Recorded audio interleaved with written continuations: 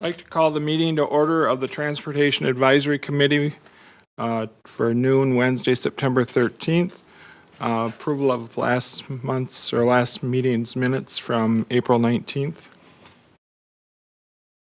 Motion to approve the minutes. I'll second. We have a first and a second, thank you.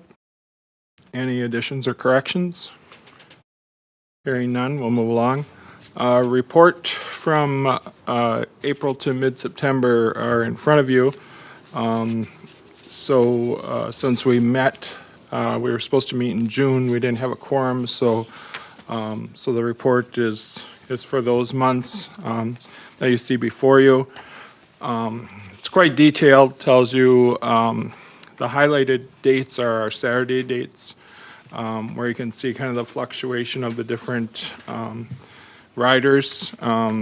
We went from a high of, had a high of, on a Saturday of I think it was 17. 17. I see. 17, and then we went from a low of 1 on 3 different Saturdays, and then the past Saturday, we only had 3 riders. So it's a little concerning for me, for some of our Saturdays, how it fluctuates so crazily. And I'm kind of wanting to know if we needed to do any more advertising for Saturdays especially. It's kind of, when we run a route for 4 hours and only have 1 rider for a day that people kept asking for, it's kind of frustrating, to be honest with you. We bring that driver in, we have someone on call, so it's not a cheap day to just have 1 rider. So I don't know if there's a promotion we could do. We did the map, back at the beginning of summer.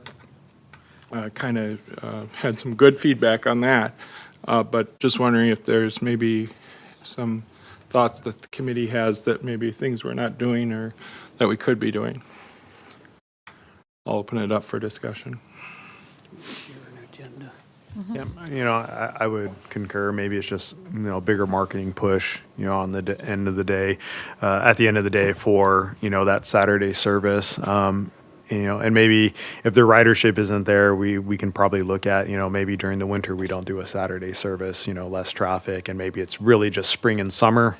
Through kind of our festival-ish season that we have a Saturday service when people need to get around town. But we can look to see what that looks like. Yeah, we're not into it a year but- yet either, yeah. so maybe But it's I just think- an anomaly, It's just, it's kind of frustrating when we operate a service that people have asked for. Yeah.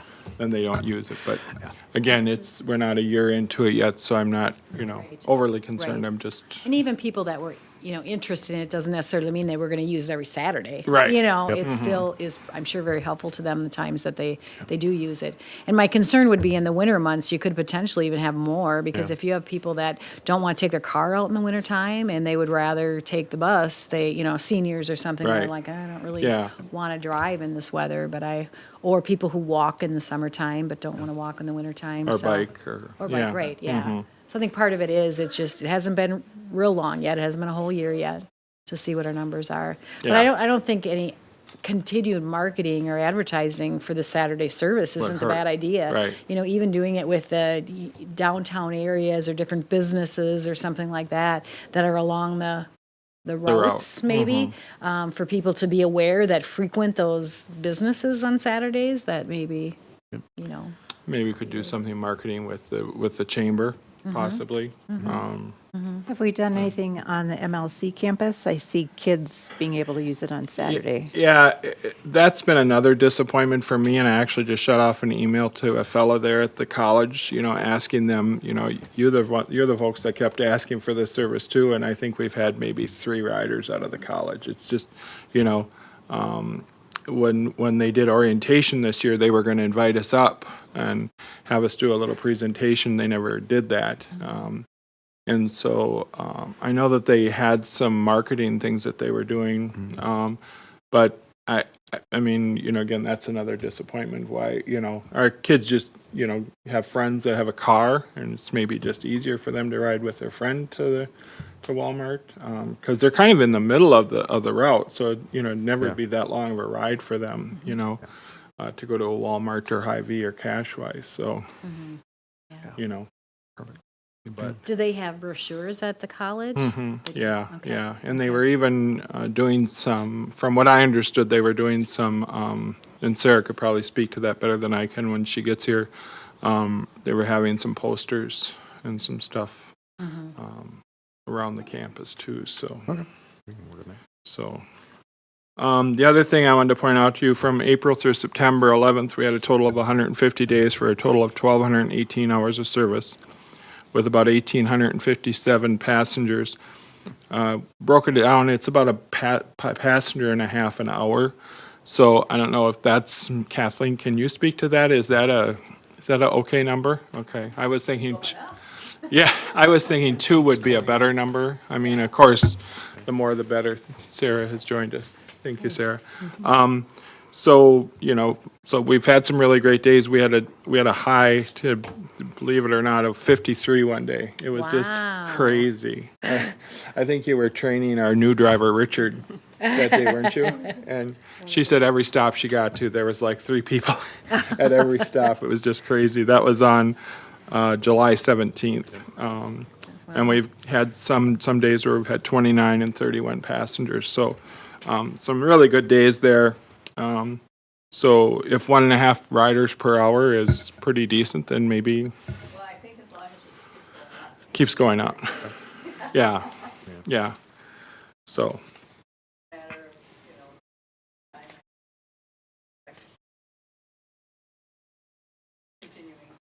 Right, yeah. Thank you. Sarah, we were just talking about the college. There's brochures and advertising up there, right, at the college? Yes, as far as I know. Yeah, so, yeah, as far as that goes, I guess we've kind of let them know that we do have. So I know oftentimes when something starts a service, you know, you go out and you put all your brochures out there. Do you have somebody that goes around and checks? Do you do that, Sarah? You go Yes, around I and you do. check and refill? Yep. Perfect, okay. About All every right, month, good. don't you? Yes. I mean, Okay, it seems like, perfect. yeah. So she has a list of where our brochures are located, Okay, and I think you're often surprised that, I mean, you can tell that people have Right. taken them. I mean, it's never like the brochure holder is as full as it was when you dropped them off. Nope. that's good. So people are, we've had a couple of complaints that they feel like the map in the brochure is too small, but, and that's why we published the one in the paper too. So, hopefully people hung on to that, I don't know, maybe it'd be a good idea to have some of the extra of those made up for like the chamber office and maybe for your office here and, for us to mail out even if we, we can do stuff like that too. I think the map is one of your best sales features. Yeah, I mean, Well, the other it's- thing you could possibly do is even have them in the buses, the bigger Yeah. maps. We do, You we do. also have those. Oh, Yep, okay, all right. we So do. people who use it, yeah. yeah, Because I would think regular drivers would find that very helpful. right. Yeah. Why don't we get a bench report from Tom? We've talked to Emerson Union about putting a bench there. They were very excited about doing it. I did apply for a grant through the Optimist Club, and they met last night. Maybe, Tom, you can kind of update us on what. Well, they have questions like, and Sarah could answer this right off the top of her head probably. Do we have many children righted from Emerson Union?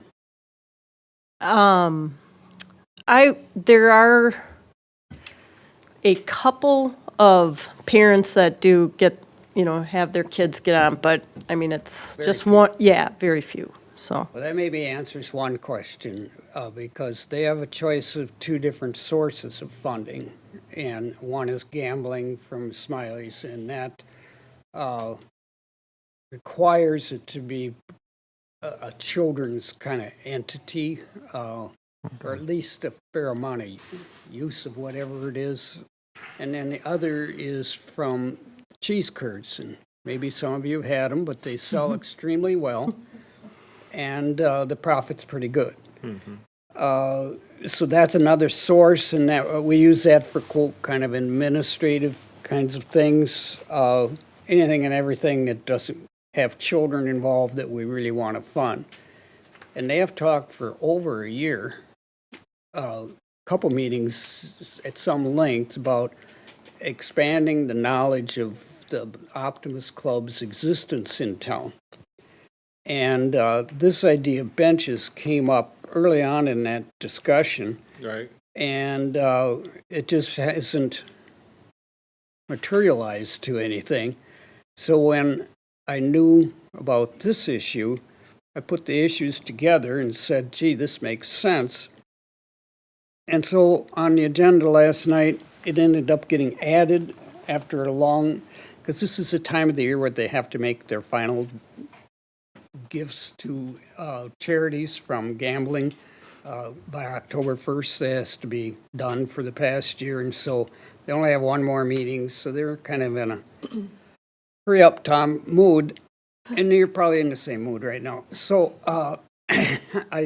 it'll come back to the next meeting with answers to their questions. Okay. And I think, Pat, you pretty well got them. One thing maybe our engineer can answer is the concrete pad. That question came up that this bench has to sit on. That has to be new. We can't use the current concrete there. And I'm putting, the question that came out that I couldn't answer is why do we have to have new concrete when that entrance to the, what would we call that, the northwest side of the building is pretty much all concrete now. Yeah, I don't know why it would need to be new. You know, it's on a private, you know, it's going to be on private property. As long as it meets ADA standards, I don't see any reason why you would need to have new concrete poured. It would save a bunch of money. I don't know where that idea would have came from, unless it's really tilted or non-compliant for ADA standards. Well, So I was wondering if, because it's so old, how solid or flat it is. Because this is a metal chair, right? Yeah, they can pass around the bench that I've kind of been showing. Doesn't have to be there, one of those, but we do want to have the Optimus Club on the bench to let people know that you guys, And that's, the concrete sound and not pitted and creating a trip hazard, I don't see any reason why it would need to be replaced, so. and actually I can kind of speak to that too, Tom. Sarah and I, when we were at the door there, it would, the bench actually would go on, it's actually blacktop right there. Because we want the bench for people when they sit down to have their feet on the sidewalk. So when the wintertime, when the sidewalk gets cleared, that it's a clear path to the bench. So the bench wouldn't sit up against the building, which is kind of what her and I were thinking at first, and then we kind of thought about it, and we'd pull it away from the building, so it would sit, so you'd sit in the, with your feet on the concrete. So I don't think it'd need to be new patching there. I mean, I'm not an engineer or not, anyone that knows anything about stuff like that, but I would think that if you would, drive the holes into the ground, because it, I would think that, that would take care of itself. I mean. the other question is kind of the future of the bench, that if we do get funding to pay for cubicles out there, or whatever, what do we call those? Passenger shelters. Oh, it sounds much better. Passenger shelters. Where would can this bench go to another spot where there isn't funding to put a shelter? Yeah, I would think, obviously this is kind of early in the process, but somewhere along the line, that bench could be put to use, and maybe we wouldn't need a shelter at the Emerson stop, you know what I mean? Because it's kind of sheltered there already. The place I kind of anticipate a shelter being put is like at Linderhof, where it's very wide open. There's really nothing around, that shelters people from, or this at Emerson is kind of sheltered by the building, more than what, I see what you're saying. Yeah, because it's kind of, you're in a corner there, and it's you're not, don't have anything over. So this bench just might stay there. Might stay there, and if we would move it, we could move it to another stop. We wouldn't eliminate, we wouldn't that bench would be used somewhere in our system. Well, their other thing about this is that they'd be interested in being considered for more benches in the future. Yeah, Each year, you know, we add a few more. Yeah, we keep selling cheese curds by the thousands, and so use of that funding is probably where they'd be looking right. into the future. And that seems to have a great future. Yeah, yeah. Emerson was very, at first they told me they really weren't interested in having your name on there, was what the manager told me, but then she contacted the owner and they said, if somebody wants to put a bench here for our passengers put their name on it, he says, I'm all for it. So he was just singing your folks' praise for thinking about doing this, And I know one of your questions to Nate was extra funding. For the bench, maybe you guys do partial is there- coverage and, Yeah, I would think there could be we could use some MnDOT dollars. I'm getting kind of a crazy look from Kathleen. Kathleen, what do you think? First of all, yeah, a lot of questions come up. Sorry. All I can give you is what to consider is whose property the bench is and who would procure it. Because that would determine too the process that you'd have to go through for the procurement of it. So it would, that would determine. So in effect, you're saying Emerson Union Corporation that owns that building would own the bench?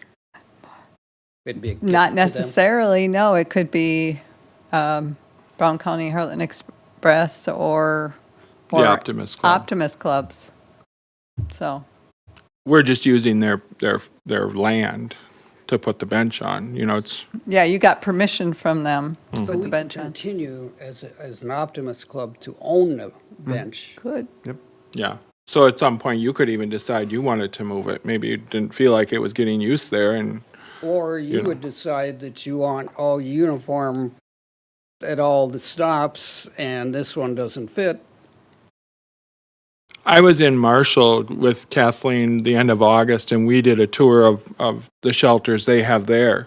Not all of the stops will have shelters, No. It's not going to the be, for because they're quite expensive, first of all. And second of all, you aren't going to place a bench somewhere where you don't get a whole lot of use, The ideal of the shelter is to make sure that it's being used by a majority of the people, and if you have a stop where we're getting very few riders, we wouldn't be placing a shelter there, but we might place a bench,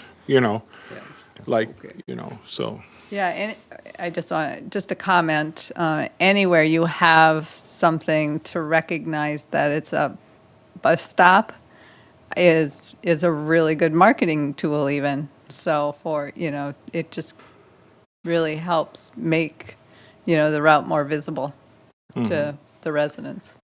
So.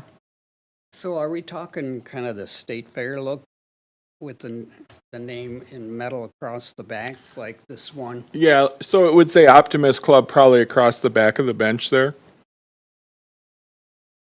Okay. It adds quite a bit to the price, just so you're aware. I mean, if you don't put a name on it, it's quite a bit cheaper. Yeah.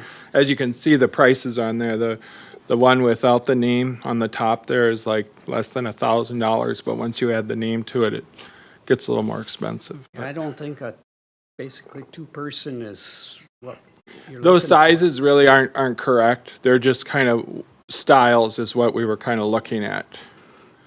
You can One you is can more the choose, style. yeah, you can choose different lengths and stuff, but 1,400 figure is for a long bench. it's, No, actually, it looks like that's for a 48 Oh, inch 48. Yeah. So the size does not necessarily go with the right, picture. the picture doesn't reflect the size, right? So, but adding the name to it is what really adds to it. For everyone that I've looked at, and Joe was able to give me the name, or his Park and Rec folks were give me names of places they use to get benches. And every place I looked, as you add the name to it, it increases the price quite a bit because, it makes it more specialized and, Well, Optimus would definitely want that. Yep, and I hear you loud and clear on that, because that's, that's definitely what, This discussion's been over a year already. right. Right, so, well, thanks for that update. If you need any more information, just let us know and we can, I'll be in touch. keep working on it, 2 weeks from now, it'll be. because on I back say on the Emerson agenda. was very excited for that, to have that there, so. Okay. And I think it's a good location, for other people when they drive by too, to see your name there. It's, on Washington and First there, so. Okay. Moving along. I think we're gonna replace the temporary stop location signage with permanent signage. I think we're gonna just hold off on that. The temporary signs team to be working pretty good. Sarah's gonna go around and to do some zip tying on some of them that she feels like are coming loose or have broken off. So she drives by them every day, so she knows which ones need replacing, so. And with that, I'll yield to Sarah and have her give us an update. Thank you, Pat. Again, I just want to express to all of you and the community the appreciation of riders for the service that's being provided. Interesting enough, just in the last few days now, we've had some new riders or just recently starting to use it, and they're like, "This is so wonderful that you guys have this, that we can get around."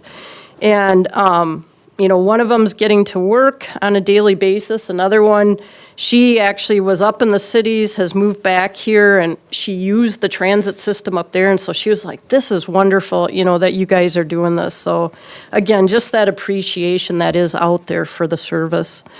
I continue to track, different stop requests that people do suggest. And as when we get closer to 2025 and maybe the two buses idea running, where else can we incorporate? Because, again, in the hour, it's really tight and there's not opportunity to add one more stop other than if it's on the way and they've requested when they got on, could you please drop me at this corner? So, and they've been fine with that. They understand that. Wanted to share with you, we also added another driver to Herman Express, Richard Gerska, right? So he's splitting time with both, but that's working well too, just to have another individual helping out. One question I have for the city I hate to say it already, but looking forward to winter, and spots that I feel really, if we can somehow make sure that they're getting cleared so that when we pull up, the individual can get on the bus safely. And that would be at Linderhof, Oakwood Estates. And then my request up at Herman Heights would be, again, it came up last year, but if they could plow just at least one lane through the parking lot, so if we do have to pull in there, that we can do the loop around instead of trying to pull in, back up, for safety reasons. So, and then finally out at Ridgeway on 23rd, the Trolloc Estate stop, if that can somehow be discussed, if they can just clear a path or something that people know, again, yes, this is where you're getting on. Otherwise, we're trying to find driveways, and now people are like, where am I supposed to be waiting? Here at the sign or up there or where? So just asking the city to consider that. September 23rd, Arctic Plunge is downtown on Minnesota, so we will be dropping the number 1 stop downtown that day, and there are posters in the bus and on the slideshow already letting people know. And then we do hope for coming up Parade of Lights that we can be in that again this year. As, again, just putting it out in front of the people and what we have here as far as our transportation. Thank you. Thank you. The other thing that you brought up, Sarah, when you said that was with the bus stops. When I was in Marshall, I was surprised that they did cutaways, meaning that they did curb cuts where the bus could actually pull in. So I think as we move forward, we can think about that. It kind of just takes the bus then off the roadway and stuff. So, but yeah. Any other discussion about Herman? I think, Tom, you told Nate that you had a story from the Morning. clinic. So Wednesday mornings, I volunteer at the front desk in the hospital to try and get people to the right place in the hospital, which is quite a challenge if you know how it is when you come in with that round desk. So the volunteer coordinator, Vonda Dulles, wanted me to have knowledge that she got a very valuable additional volunteer a couple weeks ago, only because Herman Express was able to get her there and take her home because she doesn't drive.